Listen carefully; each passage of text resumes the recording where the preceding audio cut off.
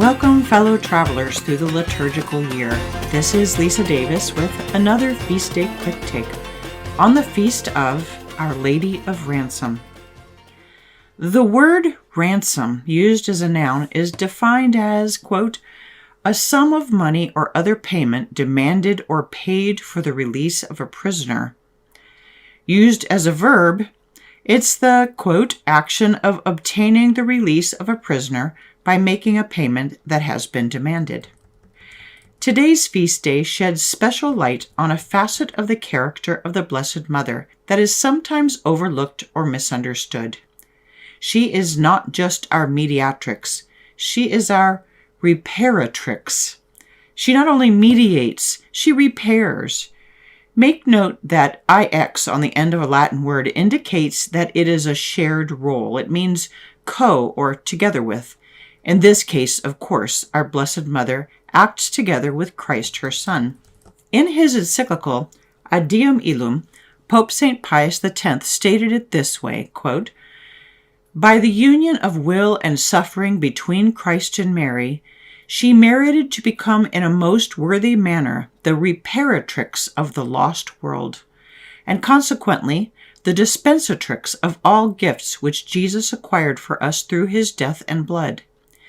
Indeed, we do not deny that the distribution of these gifts belongs by strict and proper right to Christ, yet it was granted to the august Virgin to be, together with her only begotten Son, the most powerful mediatrix and conciliatrix of the whole world. So Christ is the source. Mary, however, as St. Bernard justly remarks, is the channel. End quote. Our Blessed Mother is the mediatrix of all grace. Such a fitting vocation for Our Lady, the Queen of Heaven, since she is the most perfect and caring of mothers, practical and ever vigilant, a genius of resources and talents, and ever anxious to save and protect her children. Our Blessed Mother knows how to get jobs done by using us. As St. Teresa of Avila explained it, our hands are the hands with which God blesses all the world.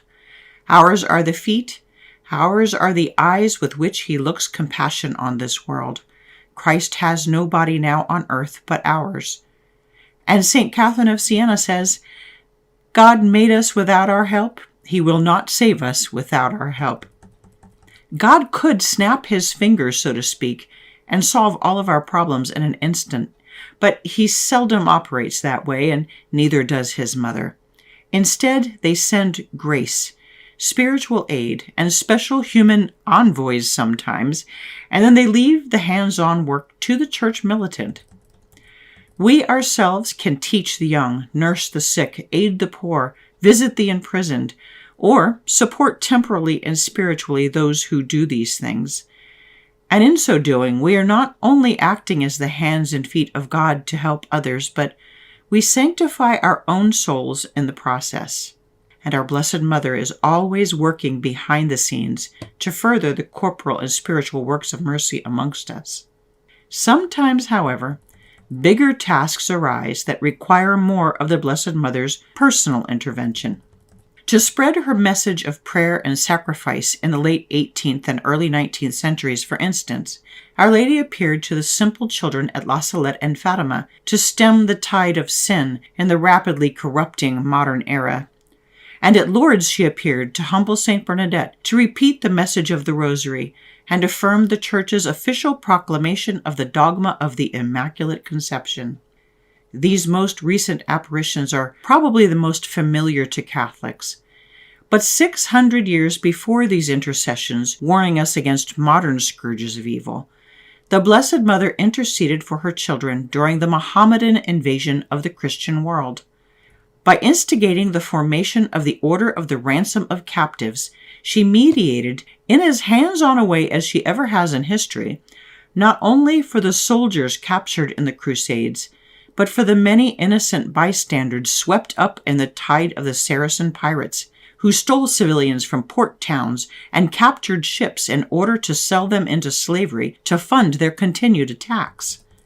The Roman breviary tells the tale, quote, At the time when the Saracen yoke oppressed the larger and more fertile part of Spain, and great numbers of the faithful were detained in cruel servitude at the great risk of denying the Christian faith and losing their eternal salvation, the most blessed Queen of Heaven graciously came to the remedy of these great evils and showed her exceeding charity in redeeming her children. She appeared with beaming countenance to Peter Nolasco, a man conspicuous for wealth and piety, who in his holy meditations was ever striving to devise some means of helping the innumerable Christians living in misery as captives of the Moors. She told him it would be very pleasing to her and her only begotten son if a religious order were instituted in her honor, whose members should devote themselves to delivering captives from Turkish tyranny.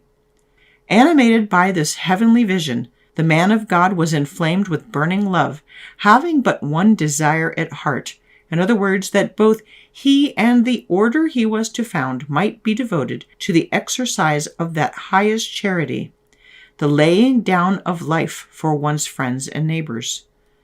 That same night, the Most Holy Virgin appeared also to Blessed Raymond of Pennafort and to James, King of Aragon, telling them of her wish to have the order instituted and exhorting them to lend their aid to so great an undertaking. Meanwhile, Peter hastened to relate the whole matter to Raymond, who was his confessor, and finding that it had already been revealed to him from heaven, submitted humbly to his direction. King James arrived next, fully resolved to carry out the instructions he had also received from the Blessed Virgin. Having therefore taken counsel together, and being all of one mind, they set about instituting an order in honor of the Virgin Mother, under the invocation of Our Lady of Mercy for the ransom of captives. On the 10th of August in the year of our Lord 1218, King James put into execution what the two holy men had planned. The members of the order bound themselves by a fourth vow to remain, when necessary, as security in the power of the pagans, in order to deliver Christians. The king granted them license to bear his royal arms upon their breast, and obtained from Pope Gregory IX the confirmation of this religious institute, distinguished by such eminent brotherly charity. God himself gave increase to the work through his Virgin Mother, so that the order spread rapidly and prosperously over the whole world.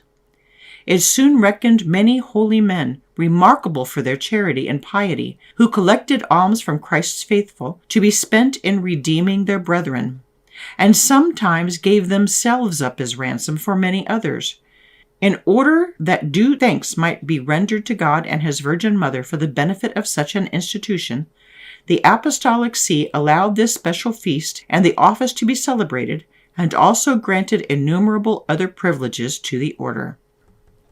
The original and entire title of this religious institution was the Religious Order of Our Lady of Mercy for the Ransom of Captives. It was originally peopled by more knights than clerics, having been founded literally during the Crusades in the Holy Land, and its quest was a holy and practical one, specific to the day. The clerics were charged with the celebration of the divine office in the ranks. The knights guarded the coasts, and undertook the perilous enterprise of ransoming Christian captives." End quote. St. Peter Nolasco, who died in 1256 and whose feast day is January 28th, was the first commander or general of the order. He was never ordained a priest, but he obeyed with perfect piety the vows of the Mercedarians as the order came to be known. The following 7 leaders of the Mercedarians were also chosen from amongst the knights, but thereafter clerics became more commonly chosen as order generals, and in 1318, 50 years after the end of the Crusades, Pope John XXIII decreed that the leader of the Mercedarians should henceforth always be an ordained priest. It is the tradition of the order that the Blessed Mother dictated that the habit of the order be white, and to this day a Mercedarian wears a wide leather belt with a chain, suggesting the sword that all members once carried. According to the records of the order, since their founding, the Mercedarians have ransomed approximately 70,000 prisoners, including the 2,700 during the lifetime of St. Peter Nolasco. In the first century of its operation, martyrdoms amongst its religious numbered over 100, and the sacrifices continued through the centuries, including 33 Mercedarian friars who were martyred during the Spanish Civil War. Sadly, the Mercedarians now operate under the auspices of the Conciliar Church, and as far as I can ascertain, their function as ransomers has come to a complete halt, which should come as no surprise, considering the leader of their religion believes Muslims worship the same God as he does. After Vatican II, in fact, early in the era of false ecumenization, and what seems to be an attempt to erase the history of the order that unapologetically named Mohammedism as the enemy of the Church and of all souls, the Conciliar Church changed the name of the feast day to Our Lady of Mercy. The Feast of Our Lady of Ransom is no longer included in their calendar, and the Feast of Our Lady of Mercy has no tie whatsoever with the Mercedarian Order founded by Our Lady through St. Peter Nolasco. But the need for ransoms, for rescues, is as desperate today as it was at the time of the Crusades. Christians all over the world suffer real persecution from the Muslim scourge. Far worse than being, quote, canceled on social media, Christians in Afghanistan are known to be captured, sold as slaves, tortured, and killed. In August of 2021, the Taliban, which is the common term for the hardcore Muslim government now in effect, began its rule in Afghanistan when the American troops were disastrously recalled by infamous President Joe Biden, leaving no hope of rescue for the thousands of Christians left behind. Immediately following the American abandonment, Taliban soldiers went door to door looking for Christian leaders, anyone outspoken in their faith and or critical of the new regime. No one knows for sure how many Christians are left in Afghanistan, but the U.S. Commission on International Religious Freedom estimates there are between 10,000 and 12,000 remaining under the Taliban rule of terror as of January 2022. An organization called Open Doors, which is a liaison for persecuted Christians throughout the world, compiles data such as incidences of kidnapping, torture, and murder to make an annual list ranking the top 50 nations where it is difficult to impossible to live as a Christian.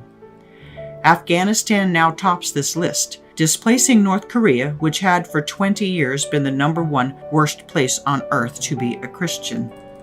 Just so you know, here are the top 20 nations right now where you hide your Christianity or face possible martyrdom.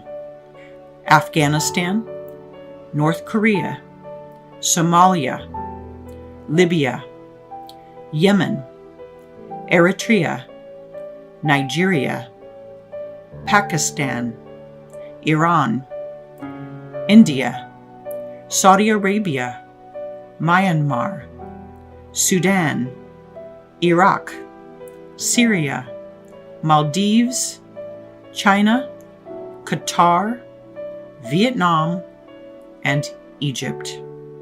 Out of these top 20, 13 suffer from Islamic oppression of all other religions, but especially Christianity. 3 of these are communist, and 4 suffer from tribal strife. Out of the top 50 Christian-hating nations, 30 are due to Islamic oppression. We like to think that the persecution of Christians is a part of history, misty stories of long ago, wrapped in a kind of glory that no longer exists. And there are those who don't want us to know any different. You won't hear about this persecution on the nightly news, but it's a reality for many Catholics right now. Like St. Eustatius, whose feast day we honored on Tuesday, there are fathers this very day in places such as Afghanistan, Nigeria, and China who choose daily between life and possible death for themselves and their families if they practice their faith. If anyone finds out, if a child slips and mentions Mass to a friend, or someone finds a rosary and links it to them, the result can end in a social credit docking, depending on where you are, or it can result in the removal of the children, their mother and father sent to prison, or it can end in instant death. The idea of a trial is a fairy tale to most of these Christians.